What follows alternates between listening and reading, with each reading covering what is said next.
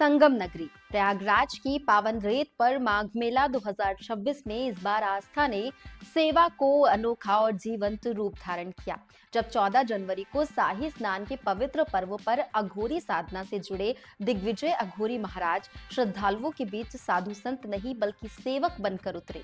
दिल्ली से आए महाराज ने स्वयं रसोई संभाली और कड़ाही के पास खड़े होकर भक्तों के लिए पूरी बनाई। ये दृश्य देखते ही लोग पल भर के लिए स्तब्ध रह गए और मेला क्षेत्र में चर्चा का विषय बन गया। मंत्रों की जगह करछुल और आशीर्वाद की जगह भोजन परोसा जा रहा था, जिसे श्रद्धालुओं ने केवल भोजन नहीं बल्कि तपस्या से निकला प्रसाद बताया। अघोरी महाराज ट्रस्ट सेवा प्रयागराज के सानिध्य में आयोजित इस विशाल भंडारे को 14 जनवरी से हर इच्छा तक लगातार चलने का संकल्प लिया गया, जिसमें शाही स्नान के दिन संगम क्षेत्र श्रद्धालुओं से खचाखच भरा रहा। हर कोई दिग्विजय अघोरी महाराज को नजदीक से देखने को उत्सुक था। उनका सरल वेश और शांत मुस्कान लोगों के दिलों को छू रही थी। महाराज ने कहा कि भूखे को भोजन कराना ही सबसे बड़ा यज्ञ है और यही सच्ची साधना है।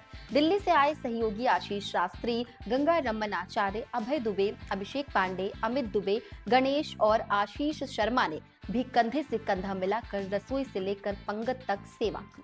भंडारे में संत, साधु, गरीब और आम श्रद्धालु सभी एक पंक्ति में बैठे नजर आए, जहां किसी का नाम या पहचान नहीं पूछी गई, केवल भूख देखी गई और प्रेम परोसा गया। कई श्रद्धालु भोजन करते हुए भावुक हो उठे और इसे दिग्विजय अघोरी महाराज की कृपा बताया।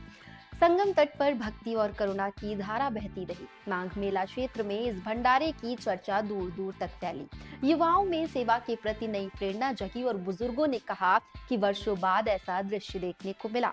महाराज की साधना उनके कर्मों में साफ झलक रही थी और ये आयोजन केवल धार्मिक नहीं बल्कि मानवीय बन गया, जहां हर चेहरे पर संतोष था, कोई भी निराश नहीं लौटा। और माघ मेला 2026 में ये भंडारा एक मिसाल बन गया, जब साधुओं ने साधना को सेवा में बदलकर संगम की पावन भूमि पर मानवता की अमिट छाप छोड़ दी।